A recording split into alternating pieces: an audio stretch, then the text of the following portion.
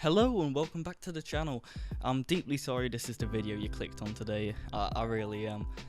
For this review we're going to be talking about a classic, Mount & Blade Warband, made in 2010. I'd argue the game still keeps up with a lot of modern games, and before I see any comments, yes, I know, they've released a second Mount & Blade game, but true gamers such as myself refuse to play that trash. Based in medieval times, you begin by creating the upbringing of your character in the mystical buggy mess that is Calradia. Each of your decisions impacts what skills your character starts with, and in general, I just think it's a really cool mechanic for players who like to roleplay their characters, giving them proper backstories and a reason behind their actions. Once that's out the way, you get to assign some points to skills, each of these skills affecting your character's everyday life. Once your character's named and skilled, you get to actually design your character. Fucking hell! Look at that! Ah! Fucking pigeons from that, innit? Oh, that's minging. Is he dead?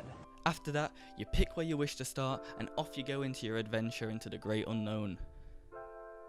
Now, if for a game from 2010 the detail of just character creation didn't surprise you, then the great battles you can participate in acting as a leader for your troops will. This game features some great fighting mechanics and a whole system focused around recruiting troops and leveling them in battle, creating a war party in which it's up to you what you do with it. Do you want to be a trader and set up workshops in towns? Maybe you wish to be a bandit attacking farmers and stealing their supplies for money. Or maybe, like Eduardo over here, you wish to rule Calradia. This is a true sandbox game. I feel like I'm gonna be sick. Oh. The modding community for the game is honestly ridiculous, and you can find a complete overhaul mod for pretty much any era. Even fantasy like Star Wars and Game of Thrones have their own mods made by the community that is just completely change how the game's played. Honestly, it would take a whole video just to talk about the mods, as they are all in their own little way, a little expansion to the base game, but they're free, made by the community, for the community. You hear that, EA? Pussyo! You're a pussyo! Get away! Hey. Karen, you listening? Well, the graphics and the NPCs may not be the best, but the game makes up for it in just the vast amount of things you can do, and just a nice little detail such as being able to walk around the streets of any town and visit the many merchants like Karen over here.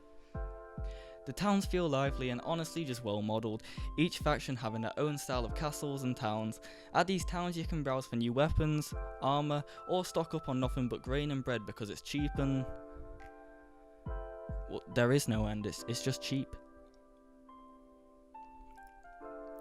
You can visit the local tavern of the town to have a drink and chat with the townspeople, even possibly meet companions who'll follow you on your quest for world domination. Now I'm sure you're wondering, but Eden, how does one create a party capable of world domination? Well, my personal favourite tactic is to go around local villages and hire some villagers with the promise of wealth and power, then send said group of eager warriors to take on a fully armed, heavily trained army, while I quickly flee after realising it's a bad idea, or I just get slapped up by a madman wielding a battle axe.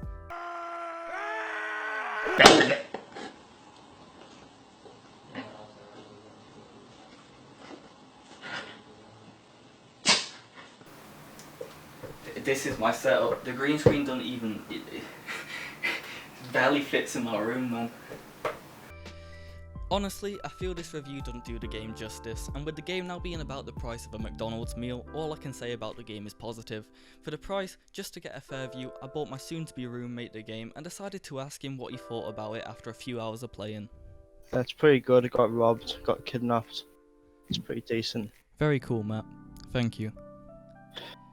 I'm not sure what mess of a review this is, or even if it was helpful, but truthfully this video would be a few hours long if I had to outline everything great about this game.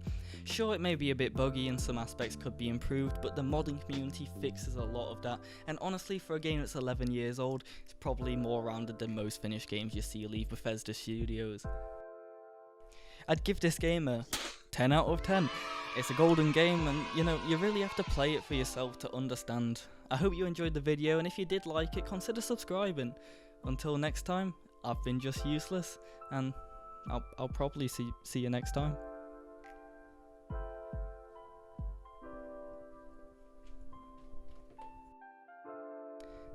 You thought this was the end of the video? Well, it is. I wrote this script at 2 in the morning and I thought this would be funny, but only now while I'm filming it do I realise it's really not. Like I said before, please subscribe, you know, comment some games that you want me to review, and if you think I should just stop making these, comment that as well. See you next time.